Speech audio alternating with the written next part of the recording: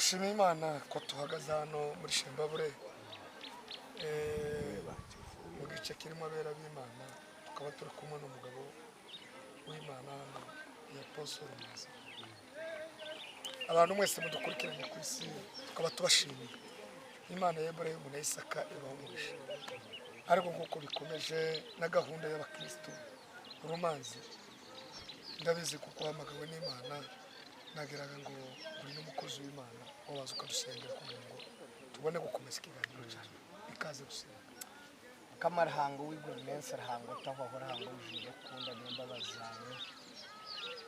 Rahanga wa Yakobo, rahanga wa Isaka, rahanga wa Abrahamu, niwe rahanga buzima. Rahanga utakatureka guwa atumanyireka litakazengu kikirunda zalama. Yenda kusima bwa Rev Mathayo mwana wanje. Yenda kusima bw'umurimo n'ibyo kutangaza byo kuri umwanyo. Ikiganiro cyo cyerezo muci kandi kikwatiriye. Abaracyurire bona kibase kuba hiso mugisha. Yesu Kristo mwana arangwa. Amen. Dushimiye uyu munsi wa none muri iki gitondo cyo kuwa gatandatu kwezi kwa mbere. Rumanzi nagira ngo tuganire nawe wibwira abantu amazina yawe, nimba wubatse, hanyuma icyo ukora n'ahantu ukorera n'izina ry'itorero, kugira ngo abadukurikiranye bose ku isi, abari i Burayi, abari muri Afurika, abari muri Uganda, twibwira. Ikaze cyane. Imana ikuganire neza. Amazina yanjye naza gukoresha ibintu ni amahoro. abo kuba ndi umunyankore ariko n'ikinyamurenge ndakizi. Kare kare. Amazina yanjye banyita Apostle Emmanuel Rumanzi, nkaba mvuka muri Ntunga mu district. Ubu ngubu umuryango wanjye utuye muri Mbarara mu mujyi, niho ufite umugore n'abana batanu. Abana 12 Imana yampaye. 12 se bakomoka mu muryango wanyu cyane? Apana. Abana 12, abana batanu, harimo umwana umwe w'umunyakenya, harimo umurundi, harimo umukongomani, harimo umunyarwanda. Imana yamaye. Murakoze cyane. Uwo ni Rumanzi. Mwumvaga Rumanzi ukora iki umurimo w'Imana, nubwo naje ndarabiyajuraho cyangwa se ngo bibwire. Je nitwa Rev Mathayo, uwo muzi ijuru na Mathayo ndahangaha. Twaje gusura Rumanzi, tumaze icyumweru cyose turabiterane. Nayo mpamvu je murazi kandi abantu benshi baranzi kandi nemenya zibabita Mathayo Bigera Ndamahizi. Turi aha tubariya mu rukungano bakatoka aha uro kubanja uro mukagogo. Rumanzi, turakwishimiye cyane. Waruvuze ngo ufite abana, hari umunyakenya, hari umukongomani, hari umurundi. Abo bana se muravukana bimeze bite? Apana. Niki Imana yakubwiye kuri abo bana kugira ngo bueno nyenda ubashire mu rugo rwawe? Nyenda kusima Rev Mathayo ukubanza kuba munywani wanjye.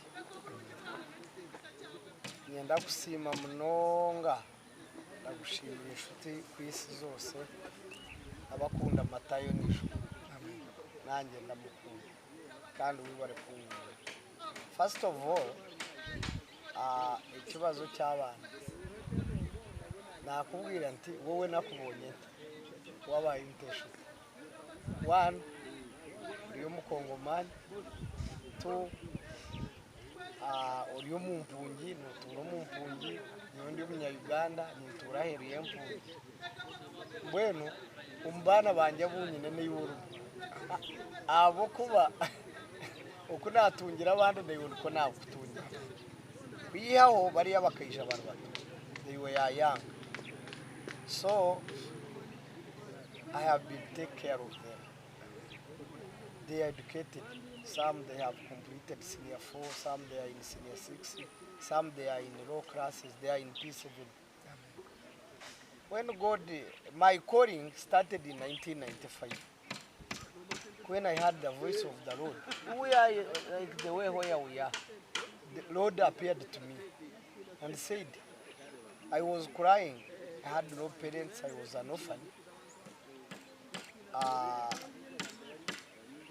Ndirira ngo mbone school fees. Mu gihe ndira Imana irambwira ati ceceka reka kurira. Ndakuzi. Nukuvuga ngo wabazanye Imana yaguhaye umutima kurira gukorera abana. Nicyo nshaka gushika. None se ndambogamizi hagati yawe n'umudamu hari mu bibazo. Umudamu wanjye ni umupasiteri. Ni umukozi w'Imana. Nawe yarabyishimiye. Nawe yarabyishimiye. Kuko azi iyo ufite umuhamagara ugomba kubyara. Kandi abana nabo byarababonye. None se mu muryango wanyu kuri umunyankore aba bana akaba ari abagande kandi abandi n'abakongomani abandi n'abarundi. Mu muryango wanyu n'abantu bagusakuza ugasanga wenda bavuga ati se Rumanzi ibyo akora uri umunyankore kandi nabo wenda ari impuzi. Nta kibazo ugenda ugira mu ngaho. Narakigize. Barakigize. Hari mukuru wanjye umwe umunsi umwe yarambuye ati binabwo tuje. Kubera icyo ukora ibi urungukira he? Yarambaje. Ari n'undi umuhungu wanjye nawe yarambaje. Se wowe urigisha abana b'abandi twebwe tuzabaho gute? But nicyo nshaka gusobanura. Imana yarambuye tuzaguhumuje. Uzahesha abantu umugisha. Imana yamaye umugisha wo guhesha abantu umugisha. Kuko abo bana bose ubufitemo ba dogiteri batari abo bwoko bwacu, batari abavandimwe, batari abanyankore, batavuka iwacu, ariko barize bararangije. Icya kabiri imbogamizi ngira ni ukwigisha abo bana, kuko nta kintu nahereza abantu except education. Imbogamizi mfite niyo nsenga Imana no kureba ngo uwo mwana wese Imana izama ku buzima bwawe yige arangize, kuko giye sinigeze ni no, even the English I'm speaking, I am not educated, but God blessed me with languages. Ibyo birumvikana. Hanyuma Rumanzi abo bantu baba kubwira gutya ndabizi kuko ibyiza byose biragwaho. Gusa nanagukomeza kugira yere kubiza. Ariko sinakubaza abo barangije kwiga ubu n'abatararangiza kwiga ubona mitima yabo n'abantu wenda bakuzungurutse hari icoco bafasha mu buryo bwo kurokoka cyangwa se mu miryango y'abantu muvukana. None gukorera abantu nubashyiraho amaso gukorera Imana. Wowe urakora ibyo umutima Imana nibizi, kuko iyo umwana wamwigishije cyangwa wamufashije akamera neza, icyambere Imana nizamufataho kugira ngo akwiture. Icya kabiri wowe icyo urwana nacyo ni ukumuha uburere bwiza ukamurera neza, yakura akabaho neza. Ibisigaye yakwibuka atakwibuka yafasha abandi ineza ndabwizira neza nawe. Habe na Dawudi nawe yarayikoze. Bombe nayo natanga bituma avuga ngo ndawasigaye. Mephibosheti wari Lodeba yarazamuka kandi yaritimuka. Ni ukuvuga ngo wowe ukora ineza ibindi Imana bibuka batibuka, ariko ineza ndabwizira. Hanyuma tukubaze Rumanzi, wavuze ngo uri apostle n'umudamu we n'umupasitori, uyu murimo w'Imana twabonye hano ukomeye cyane wamaze mu cyumweru wajemo abantu b'abazungu bavuye Japan, abandi bavuye Kampala, natwe bavuye mu Isingiro n'abavuye hirya no hino za Masaka, bakoze b'Imana bakomeye. Niki wakoze kugira ngo abantu bose bahoruze hari ibihumbi by'abantu bararano bugaca bwirwa umurimo w'utangiye ryare? Niki uba waravuganye n'Imana cyangwa n'abantu gusa baguhase kuza ngo uze gutangirira hano muri iki gitondo? Muri iki gice tubwire n'abantu kurikiranye kugira ngo bibafashe wenda bumve. Noneho nakubwiye ni 1995 Imana yaramburiye ngo kandi uzahesha abantu. Nta kindi kizana aba bantu no kugira ngo babone hano umugisha, babone hano umugisha Imana yamaye. Icya kabiri uvuze ku cy'umuntu ni umuhamagara. Imana yantumye Sembabwe imbwira ibintu bitatu. Icya mbere yarambuye itumye Sembabwe, nushikayo uzavuga ubutumwa abantu bazakizwa, ariko bazaguha ubutaka ubutaka ni butoya ariko barabumaye sinabuguze Imana ifata ku muntu amereza ubutaka icya kabiri irambwira iti kuri ubwo butaka uzasangaho umurwayi uwo muntu wagwaye ubutaka yitwa nde bamwita Yaya ni umugabo ni umugore ni umumama w'umupfakazi umupfakazi umupfakazi wagwaye ubutaka yamaye ubutaka afiteho n'ubutaka buke urusengero rwitwa gute urusengero barwita Emmanuel Covenant Nations Ministries n'Imana yagushuye ndiyo yari n'ishuri noneho wasanga umurwayi wari uvuze hano aringeze ku bimenyetso irambwira tuzahasanga umurwayi ikimenyetso cya gatatu hazaza intumwa izava mu gihugu cy'u Rwanda haje umugabo bita Jonathan Kabiya uriya w'umuvugabutumwa pasiteri Kabiya niwe muvugabutumwa wa mbere waje hano Imana yamuza arambwira atangira umurimo w'Imana nawe Imana yarebe kubwiye nanjye yari yabimbwiye amaze kumubona njya kubaza Imana izina ry'itorero irambwira itize itorero uryite Emmanuel Covenant Nations Ministries amen ayiriya yureba ngiye mu URSB mu registration nsanga ihari y'amazina menshi so nkoresha nacyo kimenyesheje Emmanuel hasi y'itorero yandikaho ikindi cyane ko Emmanuel City nibuka ikimana yambwiye mu 2000 yarambuye ngo muri wowe uzubakamo ururembo rwitirwa izina ryanjye so nuwo y'umurimo ureba kuba ngo Emmanuel bisobanura ngo Imana iri kumwe na Imana iri kumwe na kumwe n'abantu bose kwisi iri kumwe n'imfubyi iri kumwe n'abanani n'abazungu iri kumwe n'abazungu icyazanye abazungu nicyo shaka gukikaho amen igihumbi 2013 Imana inkuri wacu mbarara inshishano sembabure ikomezamo ya injyana njya Kampala njya Nairobi njya Dar es Salaam njya Kigali ndazamuka njya mu isi z'abazungu ngezeyo mvuga ubutumwa abazungu barabwanga pe baranyanga ndagaruka ariko maze iminsi mike yangeze hano ngo abazungu baza bankurikiye baje kwihana barambwira ngo Imana y'Ubugande niyo Mana none muri iki gihe turimo urareba Uganda niyo yanze bisuyaga so ibintu by'abagore n'abagabo ibintu by'abagore n'abagabo abagore n'abagore abagabo n'abagabo abazungu bagiye kuza wumvisha icyo umuzungu yabwirizaga nijoro yego yabwirije aravuga ati wacu bose bakubona ufite Bibiliya ariko ubu yaje kwihanira igihugu cyabo kandi yavuze ngo na perezida wawe yanze kurahira ahagaze ku ijambo ry'Imana ariko babagiye kwihanira igihugu cyabo nibo ba mbere kuza kukihanira kandi baziye mu gihugu cya Uganda Imana ishimwe ko yaduhaye perezida Imana ishimwe ko Imana imwongerera imyaka yo kurama amagambo yavuze uyu muzungu urareba araza kwihanira igihugu cyabo abandi bazaza mu kwa kabiri bavuye muri Amerika bazaza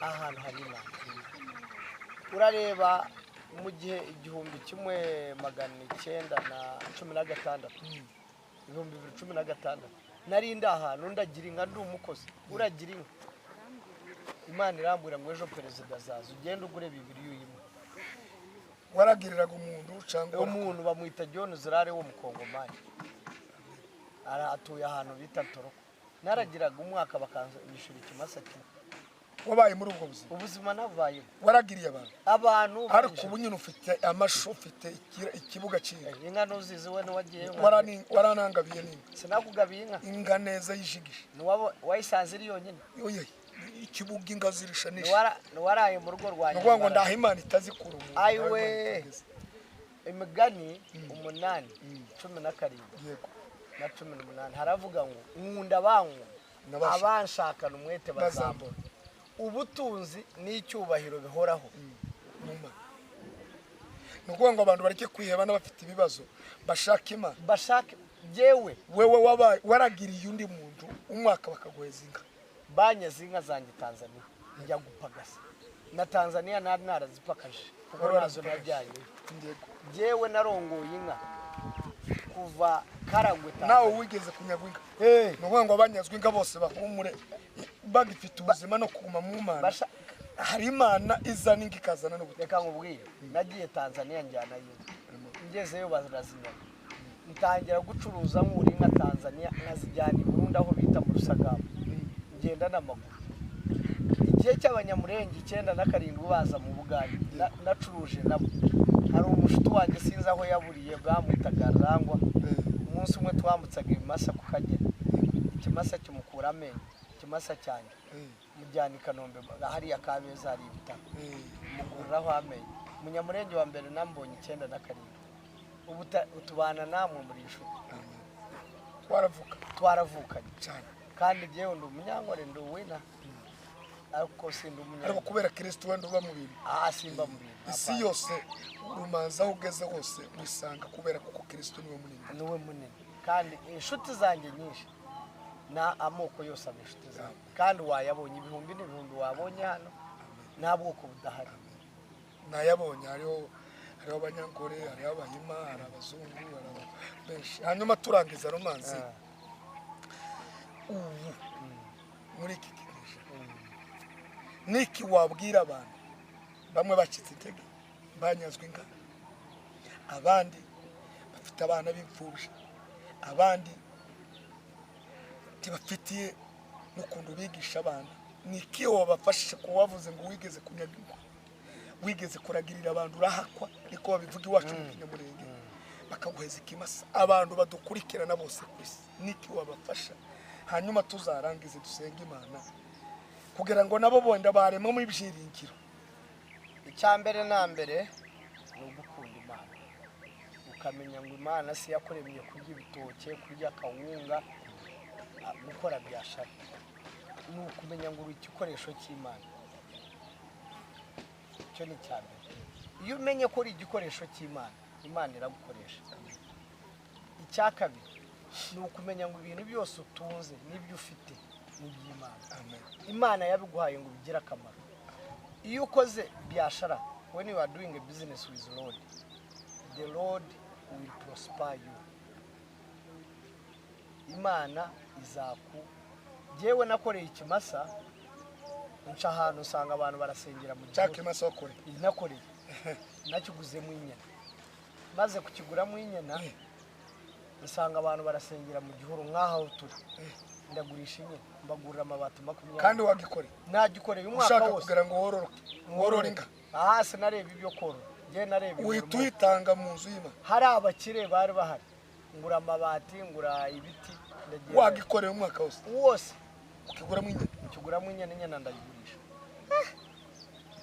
Rumanzi none reka ngira icyo mvuga ikintu abitwa ngo baranyuze, abitwa ngo ni impunzi namuzi. Iyi si ni yacu, niba uri Bugande, niba uri muri Amerika, niba uri Burayi, naba uri impunzi. Aho niho abantu benshi n'abakozi b'Imana barabonera iyo hishurwa. Reka tuvuge uri umukozi w'Imana utazabura uri aho ngaho ukavuga ngo Uganda ni igihugu cy'amasezerano. No, igihugu cy'amasezerano ku mukristo ni ijuru. Uganda ni iyawe, Tanzania ni iyawe, Amerika ni iyawe, uhafite umugabane kuko Bibiliya iravuga ngo aho muzakandagira hose ndahabahaye. N'Imana yavuze. Icyakabiri muri Kongo nahawe, nta muntu Imana Nairobi nahawe, nta muri Bibiliya bavuga ngo uyu ni umuzungu uyu ni umwirabura, bamwita umuntu.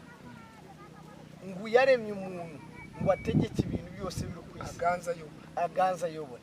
So icyo ni kimwe. Icyakabiri nakubwiraga gukoresha ibyawe mu murimo w'Imana. Ibyo utunze ukabikoresha ibyawe mu murimo w'Imana. Ikintu cya gatatu ni iyerekwa. Iyerekwa ni ikintu yishurwa. To have a vision, a good leader must be having a good vision. When you have a vision, God will prosper you. God works with a vision. Urareba iyi nyubako, urebye abantu uko bari n'iki cyo kukiri. Ariko giye amazi 10 ngeze hano dore batangiye kubaka n'amazu yahaba kubera naje hano ndabigisha gukoresha ubutaka buke bafite. Cya kabiri gukunda Imana, cya gatatu gutanga. Ubu abantu barasaba none inyubako sinyubakira muri revo yasembabu amahanga menshi azaherwa hano wabibura ubuse nindangiza kuba so tukaba turangiza mvuga ngo sinzi niba ufite ikindi kibazo wenda kindi kibazo kwari kugera nurangiza wemesha umutima ko ari abantu bacitse intege abantu bacitse nurangiza udusengere hanyuma abantu bacitse intege yewe ubu naravuze buri mwaka nzajya njya mu mwanya kuvuga ubutumwa gusubizamo abantu intege icyakabiri kimwe cya 10 cyane kizajya gifasha abitimuza abari mu mwanya Rumanzi afitiye ko ari nini kimwe cya 10 kizaza gifasha abantu bahunze Mathayo ni iwawe ku rusengero rwawe nzagerayo wowe nyandikira imfundo none se tuwagezeyo tuwagezeyo noneho uyu mwaka utaha zaza zifashe kubera iki umuzungu ntacyandusha yewe niyere andushije iyerekwa yanjye ariko atandushiye umuntu wese ayubakwa icyo narangiza icyubaka umuntu kikamugira ukomeye niyere murakoze cyane amen Rumanzi urakoze cyane ndabona tuganye ku musozo ariko dushimiye n'abantu bose bakomeje kudukurikirana hanyuma rero tubabwira ngo namwe mwihangane nawe yaranyazwe yarahatswe yigeze kuragira tumasa ariko agira ishuri ryiwe akijana tugura mu inyana ngo arangije yanyana arayigurisha yubaka urusengero nuko inyagora bavuga ngo no komeka nayo kombeke kanisa nayo cya kabiri abantu benshi tibarayishurwa muri ico kintu ariko murumva nubwo yari yaranyazwe arongera kandi aje gukorera ikimasa wakwa yagishize mu nzu y'Imana ubu ni umugaga naje yangabiye ninga yitwa Rumanzi umukozi w'Imana Rumanzi urakoze cyane turagushimiye muri iki kintu namwe mukomere nubwo umusa naho ibintu bicitse ariko haracyari Imana bizozo ubona byose wa muri byavuze ngo tuzi naje ubwaje n'ijuru kaduheze umukozi w'Imana Apostle Rumanzi usengera abantu bose kugira ngo nabo bire no miteke kandi bamenye ko ejo ni heza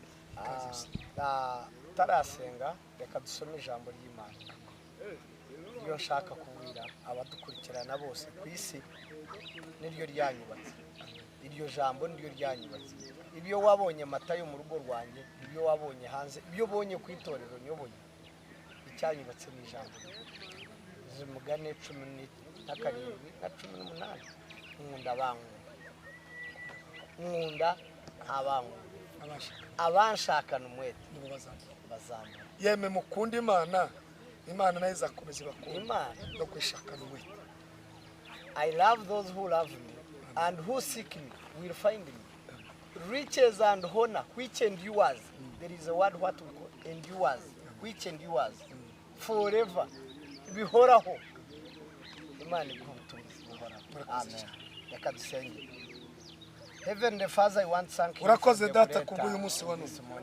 Dusabiye abantu bose I want to thank you for the people who are following us on Girire mwene data Rumanzi n'abantu bose. I want to thank you for Reverend Mathayo for the love and the connection you have. Konda utazukura. Komeza abantu mitima no kubaheza day one up to date. I want to thank you for this journey you made. I want to thank you for the crusade of 6 days, for the wonders and miracles you have done. I know, God, you are with us. I want to pray for everyone who is watching us around the world that today God has heard your prayer. The prayer you have been praying in 2023, today is answered in 24. Wherever you are, who is watching us, I pray that God answer your prayer. God, let what He told you, whatever dream you have, the vision you have, let it come to pass. In Jesus' name we have prayed. Amen. Amen.